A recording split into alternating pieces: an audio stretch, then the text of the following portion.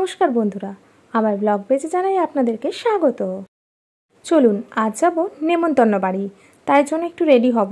আর আমার এই মরা মুখ দেখে প্লিজ কেউ হাসবেন না যেন।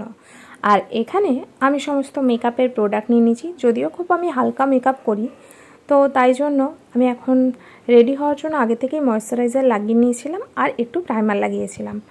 আর তারপরে ফাউন্ডেশনের জন্য আমি একটু ড্যাব ড্যাব করে হাতেই লাগিয়ে নিয়েছিলাম, তার কারণ হচ্ছে আমার যে স্পঞ্জটা ওটা খুব নষ্ট হয়ে গেছে, তো কিনবো করে আর কেনাই হয়ে ওঠেনি। আর বাঙালিদের এই এক অসুবিধা, আজ হবে কাল হবে, মানে আজ আর কাল করতে করতে পুরো সময়টাই নষ্ট হয়ে যায়।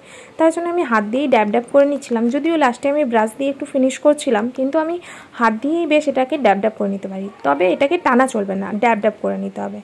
তারপরে খানিকটা আমার অর্ধেক মেকআপে আমি এখন এসেছিলাম আপনাদের সামনে। তো এখন মনে হচ্ছিল কি যে শুধু ফাউন্ডেশন আর তার উপরে হালকা একটু কাজল পরিয়েছিলাম।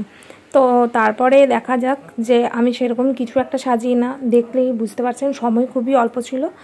আর একটুখানি আইব্রোটা যা হোক করে করেছিলাম, আর একটুখানি ওই লিপস্টিক দিয়ে চোখের ওপর আইশ্যাডোর মতো লাগিয়ে নিয়েছিলাম। তারপর এই লিপস্টিকটা একটু লাগিয়ে নিয়েছিলাম, আর এটাই আমার ফাইনাল লুক। যদিও অনেকেই দেখে বলবেন যে এ আবার কীরকম লুক, তো ফাইনাল লুক রেডি।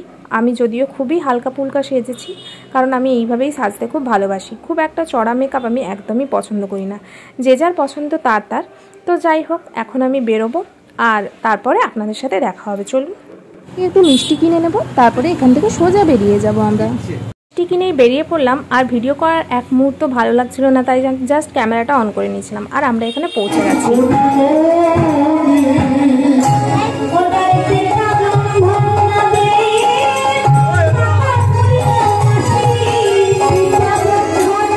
ওখানে ঠাকুর প্রণাম করে প্রসাদ নিয়ে ফাইনালি চলে এসেছিলাম ঠাকুরের ভোগ খাওয়ার জন্য, একদম ছাদের ওপরে।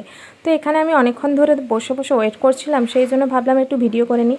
আর আমি খুবই বোর হচ্ছিলাম, কারণ ওখানে সবাই হাজব্যান্ডের ফ্রেন্ডরা ছিল, আমি কাউকেই চিনি না, একদম নতুন। আর ওখানে তাদের কোনো ওয়াইফরাও যায়নি এবং আমার পরিচিতি কেউই যায়নি। আমি ভীষণই বোর হচ্ছিলাম, মানে এত বিরক্তি লাগছিল, মানে মাথাটাও গরম হচ্ছিল, প্লাস সাইডেও গরম ছিল, মানে আর কি বলবো।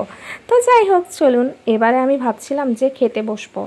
তো খেতে বসার জন্যই আমি এখন ভাবলাম যে ঠিক আছে চলো খেতে বসাতে হবে, তার আগে একটু ভিডিও করে নিই। প্রথমে এখানে দিয়ে দিয়েছে ঠাকুরের পোলাও, আর তার সাথে ঠাকুরের বলবো না, ভোগ আর কি, তার সাথে চানা। আর তারপরেই ছিল এখানে সাদা ভাতের পরে ডাল ছিল, আর ডাল আর বীজকলা ছিল, যেটা রাত্রেবেলা একদমই আমার মনে ছিল না, মানানসই ছিল। আর তারপরে বাঙালিদের সব থেকে ফেভারিট আলু পোস্ত, আমারও খুব প্রিয় আলু পোস্ত। আর সবশেষে আমি মিষ্টি টিষ্টি নিইনি, আর এতটা পাঁপড় ভাজা আর পায়েস নিয়েছিলাম। তারপরে আমরা বেরিয়ে গেলাম, ফাইনালি আমাদের খাওয়া দাওয়া কমপ্লিট। আর তখন আমরা বলছিলাম যে আমরা যাচ্ছি। আর তারপরে এখানে দেখো এখনও কিন্তু ওই অনুষ্ঠানটা শেষ হয়নি। আর আমরা তারপরে প্রায় আমাদের বেরোতে যদিও 11:30 বেজে গেছিলো, রাস্তায় তাও সেরকম একটা লোকজন ছিল না, অনেকটাই খালি ছিল। যদিও গরমকালের রাত, তো সেরকম কোনো ব্যাপার না। আর এখন আমরা রাস্তা দিয়ে যাচ্ছিলাম, যেন মনে হচ্ছে অনেক দূরে চলে এসেছিলাম। কি তোমরাও এরকম লং ড্রাইভে বেরাও তো বন্ধুরা? আমি তো সময় পাই না, কিন্তু খুব ইচ্ছে করে যে মাঝে মাঝে এরকম লং ড্রাইভে বেরোই। লং ড্রাইভে বেরোনোর একটা আলাদাই মজা আছে। আজকের মতো টাটা এখানেই, দেখা হচ্ছে নেক্সট কোনো ব্লগে। ভিডিওটা যদি ভালো লাগে তাহলে প্লিজ একটু ভালোবাসা শেয়ার করে দেবেন। আর ততক্ষণ অবধি আপনারা ওয়েট করে থাকবেন নতুন একটা ভিডিওর জন্য। Tata, bye bye.